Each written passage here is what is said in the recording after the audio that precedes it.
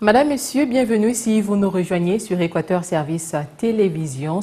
La numérisation des services de la Poste, le commerce en ligne, voilà entre autres innovations apportées par la Société des Postes et de l'Épargne du Congo, SOPECO. Innovation dévoilée ce mardi à Brazzaville par la directrice de cette société, Ludovic Mabouéré Mbossa, à l'occasion de la célébration de la Journée mondiale de la Poste. Steven Elinga et Erika Kabamba pour plus de précisions. Célébrée sur les thèmes l'innovation, l'intégration et l'inclusion, la Journée mondiale de la Poste est une occasion pour les États membres de l'Union postale universelle à promouvoir leurs nouveaux produits de la Poste. Les grands défis, bien sûr, de la Poste, c'est digitaliser la Poste pour pouvoir répondre le plus rapidement possible aux demandes des usagers. Les grands défis, c'est comment faire face à ce développement mondial du commerce. Donc la Poste a toute sa place à gagner et donc c'est l'un des grands défis que nous allons relever. Autre innovation apportée à la SOPECO, Société des Postes et de l'Épargne du Congo, c'est d'informer ses clients de l'arrivée de leur courrier ou colis à travers les messages électroniques avant de les déposer à la destination. C'est un service que nous allons renforcer, notamment avec le partenariat avec d'autres opérateurs de téléphonie mobile pour nous faciliter justement ces échanges et ces communications. Les boîtes postales existent bel et bien, donc si vous n'avez pas souscrit la boîte postale, profitez-en. Célébrée pour la première fois en 1874, la Journée mondiale de la Poste commémore la création de l'Union postale universelle à Berne en Suisse. 13 présumés délinquants phoniques vont comparaître ces 11 et 12 octobre courants devant la Cour d'appel et le tribunal de grande instance de Dolisie dans le département du Niari. Ils ont été pris en flagrant délit de détention, transit, circulation et tentative de commercialisation des trophées d'espèces animales intégralement protégées. En commentaire de Ulrich Mabika. À la cour d'appel de Dolisie, le 11 octobre prochain, ce sera 4 affaires qui passeront. La première concerne le cas Likibi Gautran Luther, Nzaou Cédric, Moussunda Jeanne et Kombo Bakala Prince. Ici, les infractions retenues sont l'abattage des espèces animales intégralement protégées, notamment la panthère, détention illégale, circulation et tentative de commercialisation des trophées de la dite espèce. Le verdict est attendu à l'issue de l'audience. La seconde affaire, dont le verdict est aussi attendu le même jour, verra la comparution des prévenus Ngoma Lunganou et Mavungu Berne, arrêtés le 29 août 2017 à Dolisie avec 8 points d'ivoire. Ils sont donc poursuivis pour les mêmes infractions que dans la première affaire. La troisième, pour l'instruction à la barre, vise Moussa Luc Chardin, Madzou Jean-Bernard et Ngembe Mungala Amour, arrêtés en flagrant délit de détention illégale et circulation de 2 points d'ivoire. Enfin, la dernière affaire au niveau de cette cour d'appel concerne le cas Matalabakou Style et Bonambo Eudes, poursuivis pour présomption d'abattage d'éléphants. Au tribunal de grande instance de la même localité, mais cette fois le 12 octobre, il s'agira de l'instruction à la barre de l'affaire Georges Siambo et Mesmendingambunda, pris en flagrant délit de détention et circulation illégale de 2 points d'ivoire. Les arrestations de ces présumés délinquants phoniques sont l'œuvre de la direction départementale des eaux et forêts du Niari et de la gendarmerie nationale, épaulée par le PALF, projet d'appui à l'application de la loi sur la faune sauvage. Les questions sur l'éducation de base, l'amélioration de la formation des enseignants et la mise en œuvre du programme de l'alimentation scolaire au Congo ont été fortement évoquées ce mardi au ministère de l'enseignement primaire, secondaire et de l'alphabétisation. Anatole Koliné Makosso a conféré tour à tour avec les DG de la Fédération des Micodec et de l'Agence française de développement ainsi qu'avec la délégation du département de l'agriculture des États-Unis et d'Amérique. Jumela Bongo, Ulrich Adjebi et Anthony Gonza. Chez Anatole Koliné Makosso, le directeur général de la Fédération des Micodec est allé recenser les besoins du ministère sur l'éducation de base, un secteur inscrit dans son plan d'action 2019. Des discussions qu'on a eues et de notre vision des choses, je pense que c'est beaucoup plus centré au niveau de, de l'éducation des bases. hein, l'éducation de base, parce qu'on pense que la base est essentielle et puis c'est les fondements de l'avenir. Après les MICODEC, Anatole Colini-Makosso a conféré avec le directeur général de l'Agence française de développement. Un entretien qui s'est porté sur l'appui que cette agence apporte dans le secteur de l'éducation au Congo.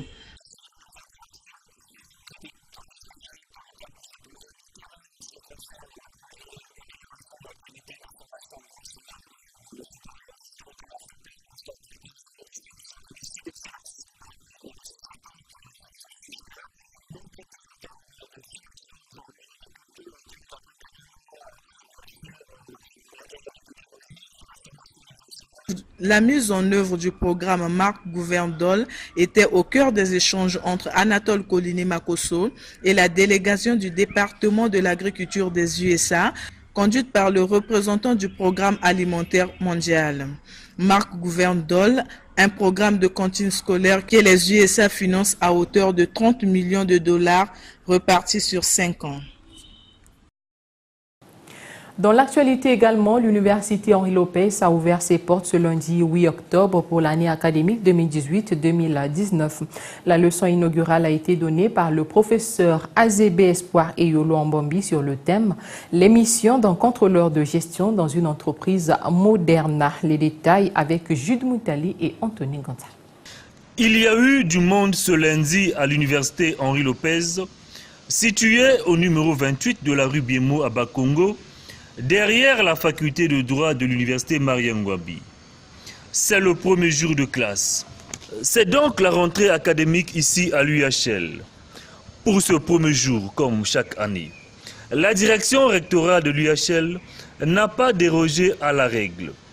Les étudiants ont assisté à la leçon inaugurale.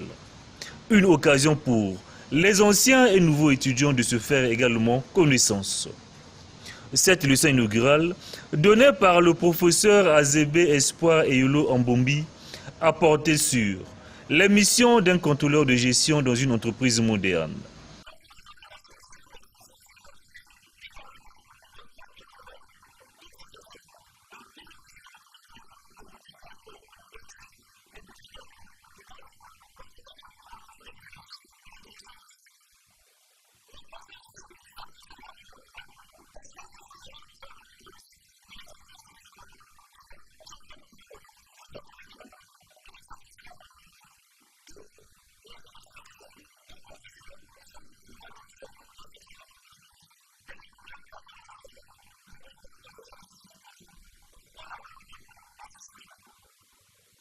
À l'issue de cette conférence, étudiants et enseignants n'ont pas pu cacher leur joie.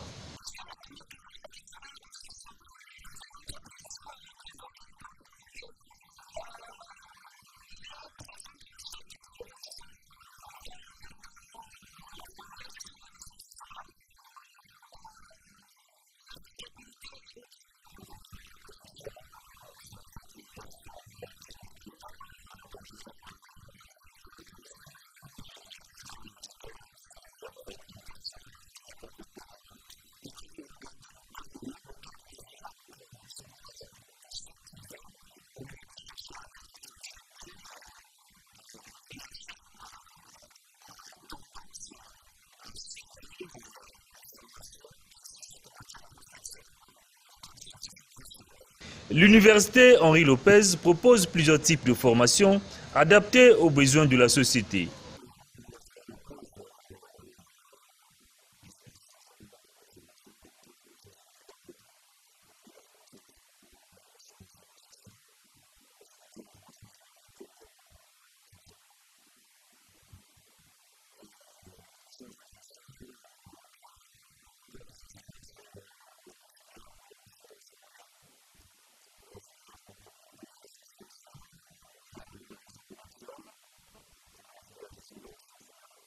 Créée en 2002, l'université Henri Lopez était un établissement privé d'enseignement supérieur, agréé par l'État et dont les diplômes homologués par la fonction publique sont reconnus par la communauté académique nationale et internationale.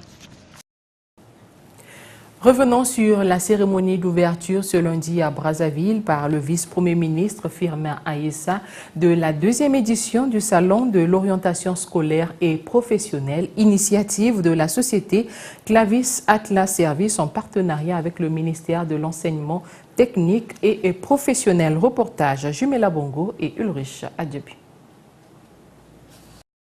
La réforme du système éducatif, quelle piste? C'est le thème choisi pour cette deuxième édition du Salon d'orientation scolaire et professionnelle. La directrice générale de la société Clavis Atlas Service est revenue sur le choix du thème. Ce thème constitue à tout point de vue une invite ici à l'appréhender et à se l'approprier en vue de trouver des pistes claires et pragmatique à la matérialisation de la réforme de notre système éducatif, devenu simplement alarmant. Nous avons constaté que notre système éducatif national est en décrépitude avancée et qu'il faille trouver les leviers d'un sursaut collectif. Ainsi, l'objectif de cette édition est de réinterroger les fondamentaux de notre système éducatif dont l'orientation n'est qu'un maillon. Au Congo, selon le vice-premier ministre qui a ouvert les travaux, malgré la crise financière qui traverse le pays, il existe des postes vacants qui manquent le personnel qualifié. Les statistiques nous enseignent qu'aujourd'hui, malgré un contexte économique et financier difficile où l'emploi est globalement déprimé, il existe des offres d'emploi non pourvues, faute de qualifications professionnelles exigées. Chers jeunes, vous constituez un capital humain et un potentiel extraordinaire. Malgré les incertitudes du présent, ayez toujours foi en l'avenir. Cultivez en vous l'esprit de paix, les vertus de la citoyenneté, du civisme et du patriotisme. Firmin Aissa a par ailleurs demandé aux organisateurs de ce salon de construire un dispositif d'orientation de proximité pour les élèves depuis le lycée. Actualité présidentielle, vivre ensemble dans la solidarité, le partage des valeurs humanistes et le respect de la diversité, source de paix et de prospérité pour l'espace francophone. C'est le thème du 17e sommet de l'Organisation internationale de la francophonie qui se tient en Arménie. Au nombre des chefs d'État des pays membres de cette organisation qui œuvrent pour la promotion de la langue française figure Denis Sassou Nguesso qui représente le Congo à ses assises. Commentaire de Brissandaï. C'est au terme des travaux du sommet de Madagascar tenu du 26 au 27 novembre 2016 à Antananarivo que les chefs d'État et de gouvernement des pays membres de l'Organisation internationale de la francophonie ont désigné l'Arménie comme pays hôte du 17e sommet de l'OIF. C'est donc pour la deuxième fois que la région de l'Europe centrale et orientale, dont fait partie l'Arménie, d'accueillir cette réunion considérée comme l'instance suprême de la francophonie après Bucarest en Roumanie en 2006. À Erevan, la capitale d'Arménie, les dirigeants de 84 États ayant le français en partage vont aborder des thématiques aussi porteuses que celles du vivre ensemble, du développement durable et les questions portant sur les grands enjeux régionaux et internationaux. L'enjeu principal de ce sommet est sans doute la bataille au poste de secrétaire général de la francophonie, une élection qui va se jouer entre les deux candidates déclarées, à savoir Michael Jean, la secrétaire générale sortante de l'OIF, et Louise Mushikiwabo, ministre des Affaires étrangères du Rwanda. La candidature de cette dernière a été approuvée à l'unanimité par les pays africains francophones réunis en marge du 31e sommet de l'Union africaine en juillet 2018 à Nouakchott en Mauritanie. La France et le Canada, deux puissances dominantes de l'organisation francophone, ont déjà officialisé leur position. La première apporte son soutien à Louise Mushikiwabo et la seconde à Michael Jean.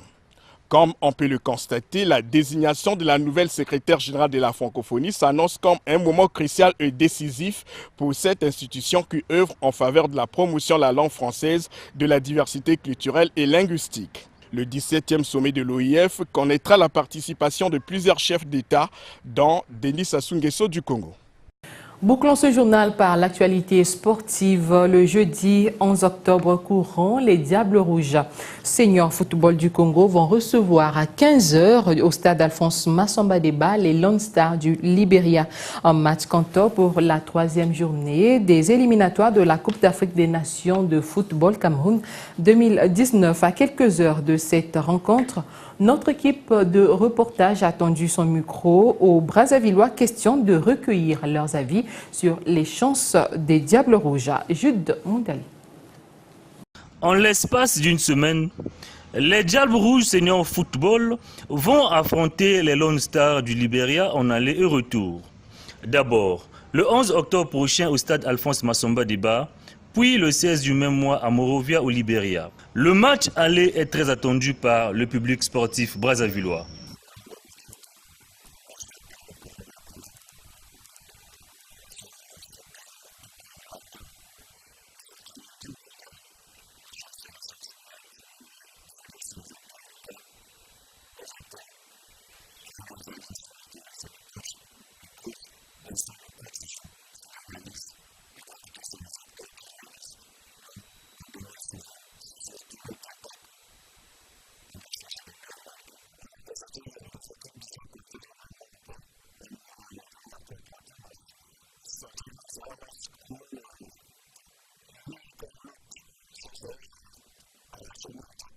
Ces amoureux du ballon rond de la capitale n'ont pas manqué de donner quelques pronostics. Seulement, chose curieuse, tous les Brazzavillois que nous avons interviewés n'ont donné que le même pronostic. 3-1 en faveur des Diables Rouges. Simple coïncidence ou signe annonciateur de la victoire. Qui le sait?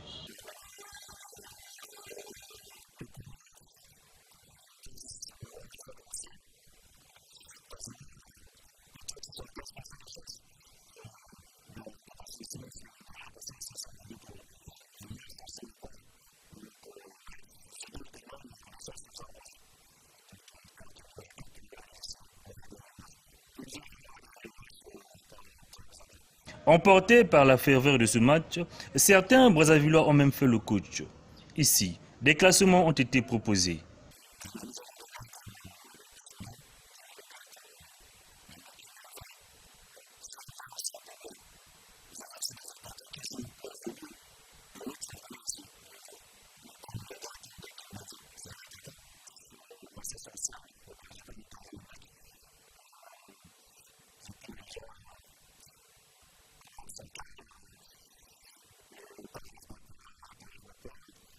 Notons tout simplement que ces qualifications à la Coupe d'Afrique des Nations de football Cameroun 2019 mettent aux prises 51 équipes nationales africaines afin de qualifier 23 formations pour disputer la phase finale en plus du Cameroun qui est d'office qualifié. Et voilà, c'est la fin de cette édition. Merci à vous de l'avoir suivi. Au revoir.